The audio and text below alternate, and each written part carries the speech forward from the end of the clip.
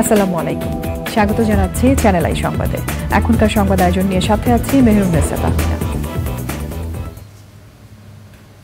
বিস্তারিত সংবাদের শুরুতে জানিয়ে দিচ্ছি ফ্রেশ প্রিমিয়াম টি সংবাদ শিরোনামগুলো। কলকাতায় খুন হয়েছেন ঝিনাইদহের এমপি আনোয়ারুল আজিম। খুনিদের ধরতে কাজ করছে ভারতীয় গোয়েন্দা পুলিশ।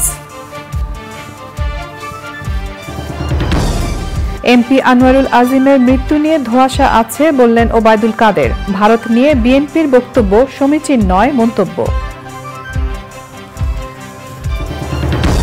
মৃত্যুর আগ পর্যন্ত নিখোঁজ এমপির তথ্য না জানা সরকারের ব্যর্থতা বলেছে বিএনপি। দুর্নীতি সংক্রান্ত ঘটনা কিনা প্রশ্ন।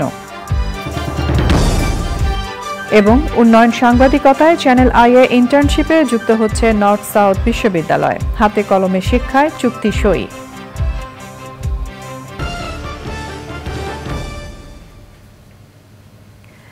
এছাড়াও নিটোল টাটা বিশেষ সংবাদে যা থাকছে।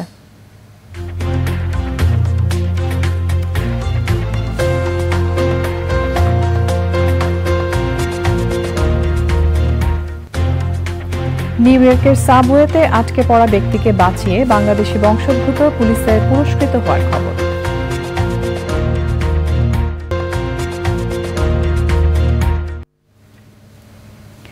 সংবাদ শিরোনামগুলো জানাচ্ছিলাম। এখনকার এই সংবাদ আয়োজন একই সঙ্গে চ্যানেল আই এর ইউটিউব চ্যানেলে এবং চ্যানেল আই এর ওটিটি প্ল্যাটফর্ম আই স্ক্রিনে লাইভ স্ট্রিম হচ্ছে।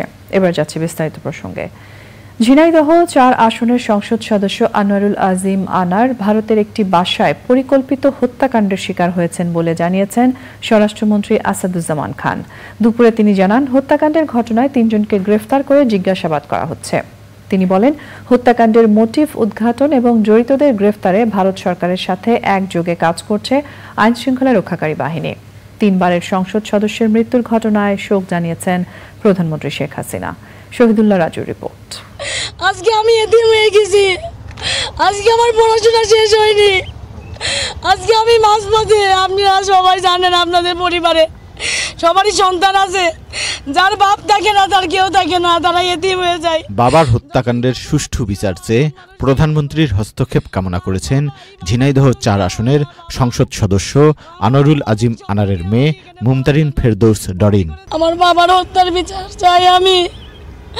আপনারা এই বিষয়ে আমার সহযোগিতা করবেন, আপনারা নিউজ করবেন, আপনারা জানাবেন। প্রধানমন্ত্রীর হস্তক্ষেপ কামনা করছি। চিকিৎসার জন্য ভারতে গিয়ে নিখোঁজ এমপি আনারকে কলকাতার নিউটাউনের একটি ফ্ল্যাটে হত্যা করা হয়। এমপি আনারের মৃত্যুর খবর জানার পর শোকে ভেঙে পড়েন স্বজনরা। নিজ বাসায় গণমাধ্যমকে স্বরাষ্ট্রমন্ত্রী বলেন, কলকাতার এক বাসায় সংসদ সদস্য আনোয়ারুল আজিমকে পরিকল্পিতভাবে হত্যা করা হয়েছে। ভারত সরকার সব ধরনের সহায়তা করছে বলেও জানান স্বরাষ্ট্রমন্ত্রী। কলকাতার এক বাসায় তাকে পরিকল্পিতভাবে খুন করা হয়েছে এবং এই খুনের মোটিভ কারা কারা খুন করেছিলেন এই সব তথ্যই আমাদের ভারতীয় পুলিশ কাজ করছে, আমাদের পুলিশও কাজ করছে। যেখানে মানে ইন্টারন্যাশনাল ওয়েতে যতখানি প্রয়োজন সবগুলি আমরা ব্যবস্থা নিচ্ছি। পুলিশের মহাপরিদর্শক বলেছেন, ভারতীয় পুলিশের সাথে সার্বক্ষণিক যোগাযোগ করা হচ্ছে। বিভিন্ন মোটিভ নিয়ে কাজ করছে পুলিশ। তাদের সাথে আমাদের সার্বক্ষণিক যোগাযোগ আছে। আমরা তাদের সাথে তারা যে সহায়তা চাচ্ছে সেই সহায়তা আমরা প্রদান করছি। আসামিদের ধরতে সর্বোচ্চ চেষ্টা করা হচ্ছে বলে জানিয়েছেন গোয়েন্দা প্রধান।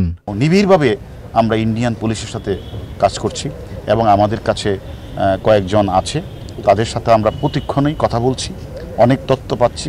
বাংলাদেশি পার্লামেন্ট মেম্বারকে যেভাবে বাংলাদেশের কিছু অপরাধীরা যেভাবে নৃশংস হত্যা করেছে, আমরা কয়েকজনকে আইনের আওতায় নিয়ে আসছি। বাকি যারা রয়েছে প্রত্যেককে আমরা আইনের আওতায় নিয়ে আসব। চিকিৎসা করাতে গত 12 মে কলকাতায় গিয়েছিলেন ওই সংসদ সদস্য। প্রথম 2 দিন তার সঙ্গে পরিবারের যোগাযোগ থাকলেও 14 মে থেকে তার সঙ্গে যোগাযোগ বিচ্ছিন্ন হয়ে যায়। সে সময় বাংলাদেশের প্রধানমন্ত্রীর কার্যালয়ে যোগাযোগ করে আনোয়ারুলের পরিবার। যোগাযোগ করা হয় ভারতের দিল্লিতে বাংলাদেশ হাইকমিশন ও কলকাতায় ডেপুটি হাইকমিশনেও। তদন্ত শুরু করে Kolkata police. Shahidullah Raju, channel I, Dhaka. সংসদ সদস্য আনোয়ারুল আজিম হত্যাকাণ্ডে ভারতকে দায়ী করে দেয়া বিএনপি মহাসচিবের বক্তব্যের সমালোচনা করে আওয়ামী লীগ সাধারণ সম্পাদক ওবায়দুল কাদের বলেছেন, এই ধরনের মন্তব্য সমীচীন নয়। এক আলোচনা সভায় ওবায়দুল কাদের বলেন, যারা ইসরায়েলের গণহত্যাকে অস্বীকার করে তারা কাকে নিষেধাজ্ঞা দিল তা নিয়ে কোনো মাথা ব্যথা নেই। নাজিব বেগের রিপোর্ট। ঝিনাইদহ ৪ আসনের সংসদ সদস্য আনোয়ারুল আজিমের কলকাতায় গিয়ে নিহত হওয়ার খবরটি এখন talk of the country. Bangabandhu এভিনিউতে আওয়ামী লীগের কেন্দ্রীয় কার্যালয়ে সংস্কৃতি বিষয়ক উপকমিটির সভাতেও উঠে আসে প্রসঙ্গটি। আনোয়ারুল আজিমের মৃত্যু নিয়ে বিএনপির বক্তব্যকে অনভিপ্রেত উল্লেখ করে আওয়ামী লীগ সাধারণ সম্পাদক বলেন, এই হত্যাকাণ্ড নিয়ে ধোঁয়াশা রয়েছে। ফখরুল সাহেব বলছেন বন্ধু রাষ্ট্রে গিয়ে নিরাপদ থাকে না, কিন্তু বন্ধু আপনাদের যদি শত্রু রাষ্ট্র, তো সেখানে সালাউদ্দিন আপনাদের এমপি এতদিন নিরাপদে কেমন করে আছে? যারা দেখতে নারী তার চলন বাংলা, এ ধরনের উক্তি করা সমীচীন। সাবেক সেনাপ্রধান জেনারেল আজিজ আহমেদকে দেয়া যুক্তরাষ্ট্রের নিষেধাজ্ঞা নিয়েও কথা বলেন আওয়ামী লীগ সাধারণ সম্পাদক। এখন ইসরায়েলের প্রধানমন্ত্রী নেতানিয়াহু যা করছেন সেটা তো হিটলারের চেয়েও ভয়াবহ।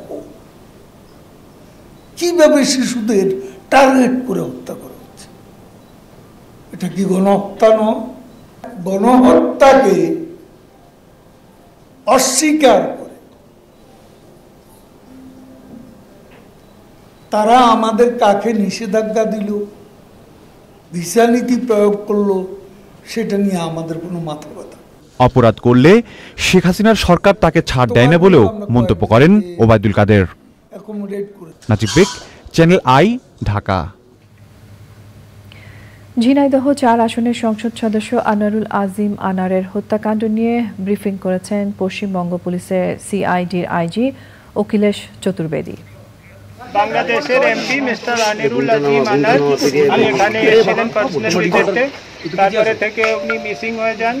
18 তারিখে আমাদের ব্যারাকপুর পুলিশ কমিশনারেটে তাতে মিসিং ডায়েরি করে ওনার একজন জানাশোনা লোক মিস্টার গোপাল বিশ্বাস, তার ভিত্তিতে আমরা ইনকোয়ারি করতে শুরু করি। প্রথমে ব্যারাকপুর পুলিশ কমিশনারেট থেকে একটা এসআইটি হোক ওর জন্য, ওনার যে মিসিং ছিলেন। তারপরে ওই এসআইটি চেষ্টা করে ওনাকে ট্রেস করার, আর ওর পরে 20 তারিখে আমরা through ministry of external affairs একটা রিকুইজিশন পাই সেই কেসটাকে দেখার জন্য এখানে ওয়েস্ট বেঙ্গল গভর্নমেন্ট। তারপরে থেকে আমরা 22 তারিখে একটা ইনপুট পাই কি হয়তো ওনার মার্ডার করে দেওয়া হয়েছে। তারপরে আমাদের পুলিশ এই ফ্ল্যাটটা লোকেট করেছে যেখানে উনি লাস্ট ভিজিবল ছিলেন, দেখা হয়েছিলেন। আর তারপরে থেকে কেস আমরা রেজিস্টার করছি আর কেসের তদন্তে সিআইডি। ঝিনাইদহ ৪ আসনের সংসদ সদস্য আনোয়ারুল আজিমের মৃত্যুর ঘটনায় বিএনপি বলেছে, মৃত্যুর আগে তার সম্পর্কে কোনো তথ্য না জানা সরকারের ব্যর্থতা। দলের মহাসচিব মির্জা ফখরুল ইসলাম আলমগীর বলেছেন, তার নিখোঁজ হওয়ার পরও সরকার এবং তার প্রতিবেশী রাষ্ট্র কেন তথ্য দিতে পারল না? দুর্নীতি সংক্রান্ত কোনো ঘটনায় এমন ঘটেছে কিনা সেই প্রশ্ন রেখেছেন তিনি। রাহুল রায় রিপোর্ট। শুভ বুদ্ধ পূর্ণিমা উপলক্ষে নয়াপল্টনের কেন্দ্রীয় কার্যালয়ের সামনে শান্তি শোভাযাত্রা করেছে বিএনপি। এরপরই বিএনপির প্রতিষ্ঠাতা জিয়াউর রহমানের 43তম মৃত্যুবার্ষিকী উপলক্ষে কর্মসূচি ঠিক করতে যৌথ সভা করেন বিএনপির নেতারা। সভা শেষে 15 দিনের কর্মসূচি ঘোষণা করেন দলের মহাসচিব। পরে ঝিনাইদহ ৪ আসনের সংসদ সদস্য আনোয়ারুল আজিম আনারের ভারতে গিয়ে নিহত হওয়ার ঘটনা নিয়ে কথা বলেন তিনি। বাংলাদেশের সাধারণ নাগরিক নয়, একজন তাদের তথাকথিত সংসদ সদস্য বিদেশে গিয়ে নিখোঁজ হয়ে গেলেন, তার কোনো খবর তারা দিতে পারলেন না পারলেন বাংলাদেশ সরকার, না পারলেন বন্ধু রাষ্ট্র তাদের ভারত। তো আমরা কি মনে করব যে এটার একমাত্র লক্ষ্য হচ্ছে দুর্নীতি করা, টাকার পাহাড় তৈরি করা, বিদেশে পাঠানো, ওইটারই কোনো ঘটনা কিনা এটা আমরা জানি না। আর কি কথা বলেন সাবেক সেনাপ্রধানের মার্কিন যুক্তরাষ্ট্রের ভিসা নিষেধাজ্ঞা নিয়েও। সাবেক সেনাপ্রধানকে আমেরিকা থেকে স্যাংশন দেওয়া হয়েছে, যেটা আমাদের জন্য, জাতির জন্য অত্যন্ত লজ্জাকর। যেটা দায়ীকে দায়ী সম্পূর্ণ হয় সরকার, এই সরকার শাসক গোষ্ঠী, তারা সেনাবাহিনীকে অন্যায়ভাবে ব্যবহার করার চেষ্টা করার কারণেই আজকে এই ঘটনাটা ঘটেছে। ছাত্রদলের সাবেক সভাপতি কাজী রওনাকুল ইসলাম শ্রাবণের উপর হামলা হয়েছে এমন অভিযোগ এনে নয়াপল্টনের কেন্দ্রীয় কার্যালয়ের সামনে বিক্ষোভ মিছিল করেছে ছাত্রদল। রাহুল রায়, চ্যানেল আই, ঢাকা। প্রধানমন্ত্রী শেখ হাসিনার ফ্রান্স সফরে বাংলাদেশের দ্বিতীয় স্যাটেলাইট নির্মাণ এবং এয়ারবাস ক্রয় সংক্রান্ত চুক্তি হওয়া নিয়ে আশাবাদী ফ্রান্সের রাষ্ট্রদূত ম্যারি মাস্তুপে। নিজ বাসভবনে সাক্ষাৎকারে রাষ্ট্রদূত জানান, ভালো প্রস্তাবের কারণে বাংলাদেশ তাদের সঙ্গে চুক্তি করবে বলে আশাবাদী তিনি। পান্থ রহমান জানাচ্ছেন বিস্তারিত। গেল সেপ্টেম্বরে বাংলাদেশ সফর করে গেছেন গুরুত্বপূর্ণ বৈশ্বিক নেতা ফ্রান্সের প্রেসিডেন্ট ইমানুয়েল ম্যাক্রন। ইউরোপের অন্যতম রাষ্ট্রনেতার সেই সফরে প্রত্যাশা ছিল বাংলাদেশ ও ফ্রান্সের সম্পর্ক ভিন্ন উচ্চতায় নিয়ে যাওয়ার। সেই সফরের প্রসঙ্গ টেনে ফ্রান্সের রাষ্ট্রদূত জানালেন, প্রধানমন্ত্রী শেখ হাসিনার ফিরতি সফরে বেশ কিছু অগ্রগতি আশা করছেন তারা। বাংলাদেশ বিমানের সাথে এয়ারবাস দীর্ঘ সময় ধরে কাজ করছে। এয়ারবাস বিক্রির বিষয়টি এখনো আলোচনায় আছে। একই সাথে আর্থ অবজারভেশনের জন্য বাংলাদেশ যে দ্বিতীয় স্যাটেলাইট নির্মাণ করতে চায় সে ব্যাপারেও আলোচনা চলছে। আলোচনায় অগ্রগতিও আছে। আশা করছি সহসায় এই দুটি বিষয়ে সমঝোতা হবে। বিশেষ করে প্রধানমন্ত্রী শেখ হাসিনার প্যারিস সফরে জলবায়ুর প্রভাব মোকাবেলায় একটি সমঝোতা সই হওয়ার কথা।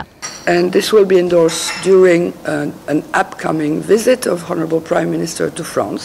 আকাশপথ যোগাযোগ ও তথ্য প্রযুক্তি খাতে সহযোগিতার কথা জানালেও কৌশলগত প্রতিরক্ষা খাত নিয়ে বিস্তারিত বলতে চাননি রাষ্ট্রদূত।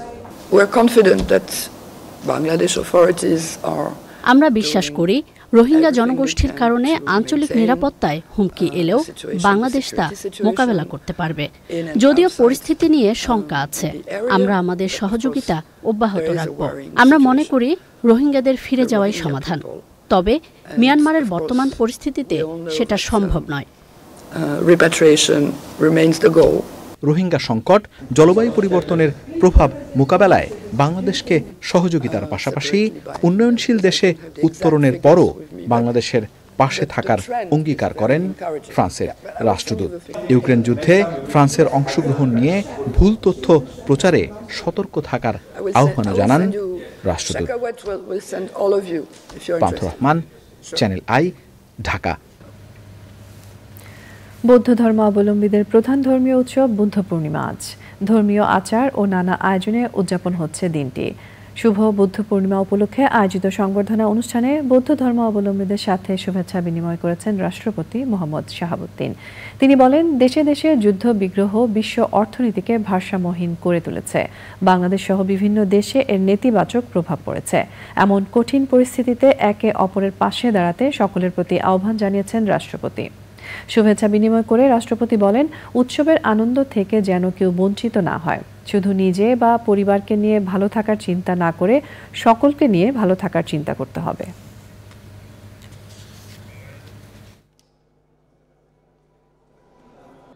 আজ বিশ্বের বহু স্থানে মানবাধিকার ভুলণ্ঠিত হচ্ছে। লোভ, লালসা, ঈর্ষা, প্রতিহিংসার ন্যায় কুবৃত্তি সমাজের শোষণ বঞ্চনা বাড়াচ্ছে। দেশে দেশে যুদ্ধবিগ্রহ বিশ্ব অর্থনীতিকে ভারসাম্যহীন করে তুলেছে। বাংলাদেশ সহ বিশ্বের বিভিন্ন দেশের আর্থ সামাজিক খাতেও এর নেতিবাচক প্রভাব পড়েছে। কঠিন এ সময়ে আমাদের একে অপরের পাশে দাঁড়াতে হবে। আমাদের প্রতিবেশী, বন্ধুবান্ধব ও আত্মীয় স্বজন কেউ যেন উৎসবের আনন্দ থেকে বঞ্চিত না হয়, সেদিকে লক্ষ্য রাখতে হবে।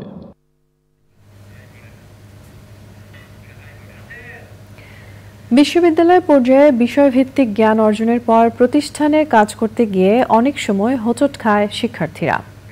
এই দূরত্ব ঘুচাতে উন্নয়ন সাংবাদিকতায় চ্যানেল আইয়ে ইন্টার্নশিপে যুক্ত হচ্ছে নর্থ সাউথ বিশ্ববিদ্যালয়ের মিডিয়া কমিউনিকেশনস অ্যান্ড জার্নালিজম বিভাগ। মোস্তফা মল্লিকের রিপোর্ট। চ্যানেল আইয়ের তেজগাঁও কার্যালয়ের সভাকক্ষে চ্যানেল আই ও নর্থ সাউথ বিশ্ববিদ্যালয়ের মধ্যে ইন্টার্নশিপের চুক্তি সই হয়। চুক্তির আওতায় বিশ্ববিদ্যালয়ের মিডিয়া কমিউনিকেশন অ্যান্ড জার্নালিজম বিভাগের আন্ডার গ্রাজুয়েট প্রোগ্রামের কিছু শিক্ষার্থী ইন্টার্নশিপের সুযোগ পাবেন। আমরা কিছু সংখ্যক জার্নালিস্ট তৈরি করব, তাদের জন্য যা করতে আমরা সব কিছু করবো, but they will be professionally exceptionally competent এবং দে উইল বি এথিক্যাল। তাদের এথিক্স সম্বন্ধে কোনো রকম কোশ্চেন থাকবে না। তো আপনাদের এখানে এই যে একটা সুযোগ হলো, বসে প্র্যাকটিক্যালি আপনার সাথে কাজ করতে পারবে। We consider channel I as one of the absolute top TV channels in Bangladesh. কৃষি উন্নয়ন ও গণমাধ্যম ব্যক্তিত্ব শাইখ সিরাজ বলেন, সময়ের সঙ্গে সঙ্গে দেশের গণমাধ্যমও প্রযুক্তির দিক দিয়ে এগিয়ে গেছে। এরপরও এই খাতে দক্ষ জনবলের অভাব রয়েছে। টেলিভিশন, অনলাইন মাধ্যম, পত্রিকা সবকিছু মিলে এখন মিডিয়া জগৎটা তো অনেক বড় আগের চাইতে। তো এখানে লোকবল দরকার, সে কারণেই ইউনিভার্সিটিগুলো মনে করছে যে এই পেশা বা এই সাবজেক্টগুলোকে চালু করা উচিত। আমাদের এখান থেকে ইন্ডাস্ট্রি ইউনিভার্সিটিকে কোনো রিসার্চের বিষয়ভিত্তিক কোনো ডিমান্ড যদি দেয়, সেটাকেই সেই ইন্ডাস্ট্রিয়াল একটা প্রোডাক্ট হিসেবে বাজারে ছাড়ে। এটাই হচ্ছে কালচার। কিন্তু আমাদের দেশে ইন্ডাস্ট্রির সাথে দেশের খুব একটা সম্পর্ক, ইউনিভার্সিটির সম্পর্ক লক্ষ্য করা যায় না। বিশ্ববিদ্যালয়টির সাংবাদিকতা বিভাগের শিক্ষকরা মনে করেন, সরকারি এবং বেসরকারি বিশ্ববিদ্যালয়ের সংখ্যার সাথে সাংবাদিকতা বিভাগও গুরুত্ব পাচ্ছে। এ অবস্থায় হাতে কলমে শিক্ষার বিকল্প নেই। দুইটি শীর্ষ প্রতিষ্ঠানের সম্মিলিত যে প্রয়াসটি, সে প্রয়াসটির মাধ্যমে আমাদের হাতে কলমে হৃদয় মাটি মানুষ কিংবা শাইখ ভাইয়ের তত্ত্বাবধানে যে কাজগুলো মাঠে কলমে আমাদের শিক্ষার্থীরা শিখবে, তার সঙ্গে যে মাঠের যে মানে নারীর সম্পর্কটা তৈরি হচ্ছে, যেটা শহরের ছেলেমেয়েরা আসলে অনেক সময় তারা এটাকে পায় না। নর্থ সাউথ বিশ্ববিদ্যালয় বলছে, সাংবাদিকতা বিভাগের জন্য ভবিষ্যতে চ্যানেল আই এর সঙ্গে এমন কার্যক্রম আরও বাড়ানোর সুযোগ রয়েছে। Mostafa Mallik, channel I, Dhaka. বিশ্বের সাথে তাল মিলিয়ে জনসংখ্যাকে জনসম্পদের রূপ দিতে কর্মমুখী শিক্ষার বিকল্প নেই বলেছেন জাতীয় সংসদের স্পিকার ডক্টর শিরিন শারমিন চৌধুরী। ইউসেপ বাংলাদেশের সুবর্ণ জয়ন্তীর আয়োজনে অংশ নিয়ে তিনি বলেন, স্মার্ট বাংলাদেশ বিনির্মাণে প্রশিক্ষণ, জ্ঞান ও দক্ষ জনশক্তির বিকল্প নেই। আলোচনায় অংশ নিয়ে বক্তারা বলেন, চতুর্থ শিল্প বিপ্লবের সুফল পেতে সময়োপযোগী শিক্ষা ও উদ্যোগে বিশ্বমানের নাগরিক তৈরি করতে হবে। আলিমাল রাজের রিপোর্ট। দেশের উন্নয়ন অগ্রযাত্রায় ডিজিটাল বাংলাদেশের ধারণা পেরিয়ে জাতীয় পরিকল্পনা যখন স্মার্ট বাংলাদেশ বিনির্মাণ, তখন সবচেয়ে গুরুত্বপূর্ণ দক্ষ জনশক্তি। সময়োপযোগী কারিগরি শিক্ষার মাধ্যমে দক্ষ জনশক্তি তৈরির প্রত্যয় নিয়ে এ যাত্রার অংশীদার ইউসেপ বাংলাদেশের 50 বছর পূর্তি। ইউসেপের সকল আপনাদের সবাইকে আমি আমার অভিনন্দন জানাচ্ছি। আজকে সত্যি আমাদের আনন্দের দিন, আমাদের সাফল্যের দিন এবং আমাদের সাফল্যের গাথা। বৈশ্বিক পরিস্থিতি বিবেচনায় দেশের সামাজিক অর্থনৈতিক উন্নয়নে তরুণ প্রজন্মকে দক্ষ করে গড়ে তোলার বিকল্প নেই বলেছেন অতিথিরা। আমাদের 35 to 40% ইয়ং জেনারেশন, তাদেরকে যদি আমরা স্কিল করে বিদেশে না পাঠাই, তারা আমাদের কাঙ্ক্ষিত যে ফরেন ইনকাম সেটা করতে পারে না due to skill. Focus on unprivileged children, or vulnerable youth, and helping them develop their skills so they can not only have skills, but so that they can have an opportunity for a livelihood, so that they can have self-confidence and be empowered. দেশের কাঙ্ক্ষিত উন্নয়ন লক্ষ্যমাত্রা অর্জনে কারিগরি ও বৃত্তিমূলক শিক্ষা অপরিহার্য। কর্মসংস্থানের সুযোগ সৃষ্টি করার লক্ষ্যে আমরা বিভিন্ন জেলায়, উপজেলায় আমরা তাদের ট্রেনিংয়ের ব্যবস্থা করে তাদেরকে ট্রেন করে দেশে বিদেশে যেন তারা সফল হয়, সেই লক্ষ্যে আমরা ব্যাপক কর্মসূচি গ্রহণ করেছি। এই কারিগরি এবং তথ্য প্রযুক্তি শিক্ষার ক্ষেত্রে পিছিয়ে না পড়েন, সেই বিষয়টিকে সর্বোচ্চ অগ্রাধিকার দেওয়াও খুবই গুরুত্বপূর্ণ একটি বিষয়। যারা শিক্ষার্থী ছেলেমেয়েরা, তাদেরকে তথ্য প্রযুক্তি জ্ঞানে এবং কারিগরি শিক্ষায় বৃত্তিমূলক প্রশিক্ষণে অবশ্যই শিক্ষিত করে তোলাই হচ্ছে সময়ের দাবি। স্বাধীনতা পরবর্তী যুদ্ধ বিধ্বস্ত দেশের জনগণকে কারিগরি শিক্ষায় দক্ষতা অর্জনে 1972 সাল থেকে কাজ করে যাচ্ছে ইউসেপ বাংলাদেশ। আলিমাল রাজি, চ্যানেল আই, ঢাকা। সংবাদে এরই সঙ্গে আমরা নিয়ে নিচ্ছি একটা বিরতি। এবং বিরতির পর আরও যা থাকছে। পরিবেশ, বন ও জলবায়ু পরিবর্তন মন্ত্রী সাবের হোসেন চৌধুরী বলেছেন, হিমালয় সহ পাহাড় পর্বত রক্ষায় বিশ্ববাসীকে ঐক্যবদ্ধ হতে হবে, কারণ পাহাড় সুস্থ থাকলে পৃথিবীও বাসযোগ্য থাকবে। নেপালের কাঠমান্ডুর চন্দ্রগিরি হিল রিসোর্টে international expert dialogue on mountain people and ক্লাইমেটের উদ্বোধনী অনুষ্ঠানে মন্ত্রী আরও বলেন, বাংলাদেশ এবং নেপালের মতো দেশ নেট জিরো অর্জন করলেও বৈশ্বিক কার্বন নির্গমনে কোনো পার্থক্য হবে না, কারণ G20 দেশগুলোর বিশ্বব্যাপী কার্বন নির্গমনের 81% জন্য দায়ী। উন্নত দেশগুলো জীবাশ্ম জ্বালানিতে ভর্তুকি দিলেও জাতীয় অভিযোজন পরিকল্পনাগুলোতে অর্থায়ন করে না। জলবায়ুর পরিবর্তনের নেতিবাচক প্রভাব মোকাবেলায় এই ডাবল স্ট্যান্ডার্ড বন্ধ করতে হবে বলেন পরিবেশ, বন ও জলবায়ু পরিবর্তন মন্ত্রী। Fossil fuels to the extent of $7 trillion a year, but the national adaptation plans are not funded. This, I'm sorry to say, but this double standard has to stop because time is running out. Helicopter দুর্ঘটনায় নিহত ইরানের president Ebrahim Raisi এবং পররাষ্ট্রমন্ত্রী Hussein আমির Abdollahian সহ তাদের সফর সঙ্গীদের জানাজার নামাজ পড়িয়েছেন ইরানের সর্বোচ্চ ধর্মীয় নেতা আয়াতুল্লাহ আলী খামেনি। প্রয়াত প্রেসিডেন্টকে শেষ বিদায় জানাতে তেহরানে জড়ো হয়েছেন লাখো ইরানি। তার প্রতি শেষ শ্রদ্ধা জানিয়েছেন বিভিন্ন দেশের প্রতিনিধি সহ সর্বস্তরের মানুষ। নিহতদের প্রতি শ্রদ্ধা জানিয়ে বৃহস্পতিবার বাংলাদেশে একদিনের রাষ্ট্রীয় শোক ঘোষণা করা হয়েছে।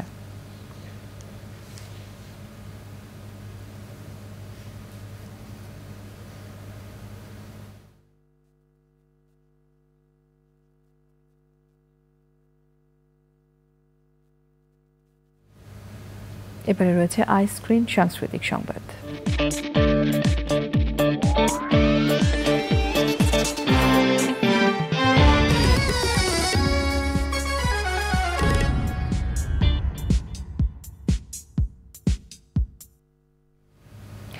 আগামী 23শে মে শুক্রবার দেশের প্রেক্ষাগৃহে মুক্তি পাচ্ছে ছোট পর্দার জনপ্রিয় অভিনেত্রী তাসনিয়া ফারিন অভিনীত সিনেমা ফাতিমা এবং স্পর্শিয়া অভিনীত সিনেমা সুস্বাগতম। ফাতিমা ইতিমধ্যে ইরানের বিখ্যাত ফজর আন্তর্জাতিক চলচ্চিত্র উৎসবে প্রদর্শিত ও পুরস্কৃত হয়ে আলোচনায়। ছবিটির শুটিং শেষ হয়েছে প্রায় 6 বছর আগে। অভিনয় জীবনের শুরুর দিকের এই ছবিতে অভিনয় করেছিলেন তাসনিয়া ফারিন। সুস্বাগতম পরিচালনা করেছেন শফিকুল আলম। বনবিথি মুভিজ প্রযোজিত এই সিনেমায় স্পর্শিয়ার নায়ক নীরব। সিনেমাটি প্রেমের হলেও একজন নারীর পাইলট হওয়ার স্বপ্নকে ঘিরে। নিটল টাটা বিশেষ সংবাদ।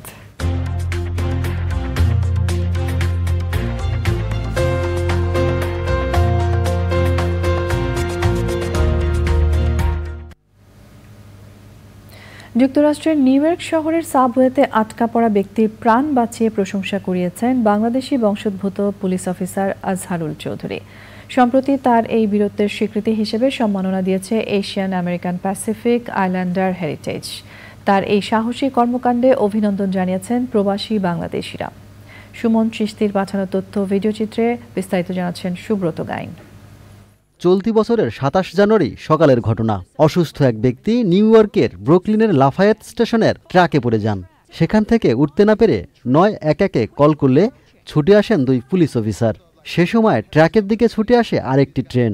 সেই ট্রেন থামিয়ে অসুস্থ ব্যক্তিকে বাঁচিয়ে প্রশংসায় ভাসেন ওই 2 পুলিশ অফিসার। তাদেরই একজন বাংলাদেশি বংশোদ্ভূত পুলিশ আজহারুল চৌধুরী। ভিডিও ফুটেজে দেখা যায় 30 ট্রানজিট ডিস্ট্রিক্টের officer Azharul Chowdhury flash light ব্যবহার করে ট্র্যাকের দিকে ছুটে আসা একটি ট্রেন থামিয়ে দেন। ট্র্যাক থেকে ব্যক্তিকে রক্তাক্ত অবস্থায় টেনে উঠান পুলিশ অফিসার। পরে তাকে নিউ ইয়র্কের একটি হাসপাতালে চিকিৎসার জন্য নিয়ে যাওয়া হয়। এমন সাহসিকতা শুধু প্রশংসায় থেমে থাকেনি। সম্প্রতি এক আড়ম্বরপূর্ণ অনুষ্ঠানে নিউ ইয়র্ক পুলিশে কর্মরত বাংলাদেশি বংশোদ্ভূত পুলিশ আজহারুল চৌধুরীকে পুরস্কার প্রদানের মাধ্যমে স্বীকৃতি দেয়া হয়।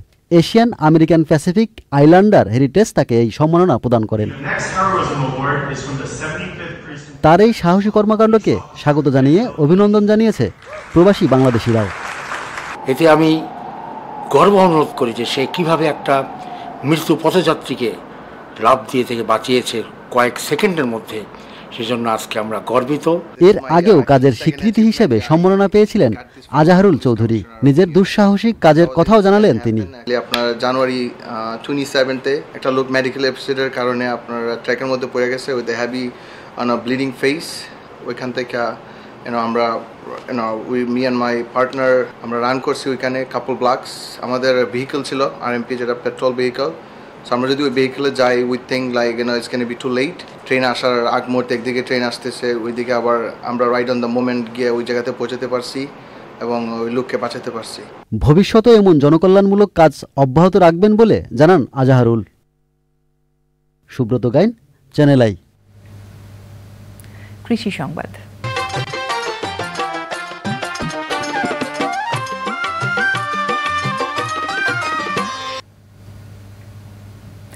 দিনাজপুরের হিলিতে প্রথমবারের মতো দানাদার ফসল কিনোয়া এবং চিয়া সিড আবাদ করে ভালো ফলন পেয়েছেন এক কৃষক। সুপারফুড হিসেবে পরিচিত কিনোয়া এবং চিয়া সিডের আবাদ এই অঞ্চলের কৃষিতে নতুন সম্ভাবনার সৃষ্টি করেছে বলছে কৃষি বিভাগ।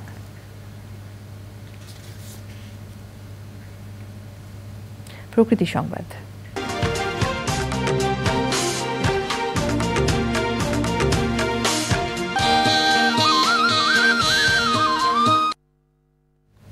কর্তৃপক্ষের উদাসীনতা, অবহেলা আর পরিচর্যার অভাবে নিঃশেষ হচ্ছে মুজিবনগরের আম্রকাননের শতবর্ষী আম গাছ।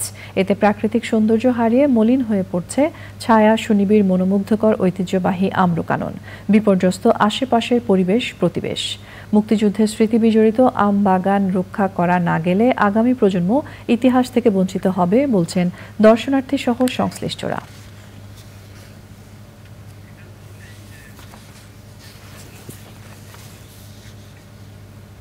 প্রিয় দর্শক, সংবাদে এরই সঙ্গে আমরা নিয়ে নিচ্ছি আরও একটা বিরতি, এবং বিরতির পর খেলার খবরে যা থাকছে।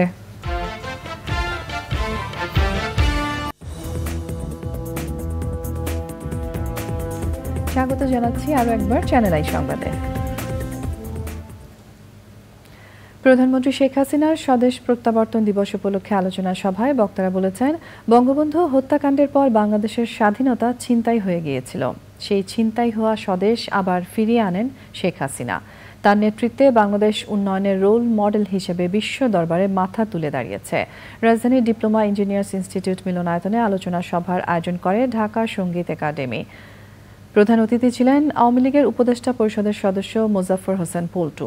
বিশেষ অতিথি ছিলেন ঢাকা মহানগর দক্ষিণ আওয়ামী লীগের সাবেক সাধারণ সম্পাদক শাহে আলম মুরাদ, উপদেষ্টা মণ্ডলীর সদস্য কামাল চৌধুরী, সহসভাপতি ডক্টর দিলীপ রায় ও হেদায়েতুল ইসলাম স্বপন এবং বঙ্গবন্ধু ডিপ্লোমা প্রকৌশলী পরিষদের সভাপতি মোহাম্মদ খবির হোসেন।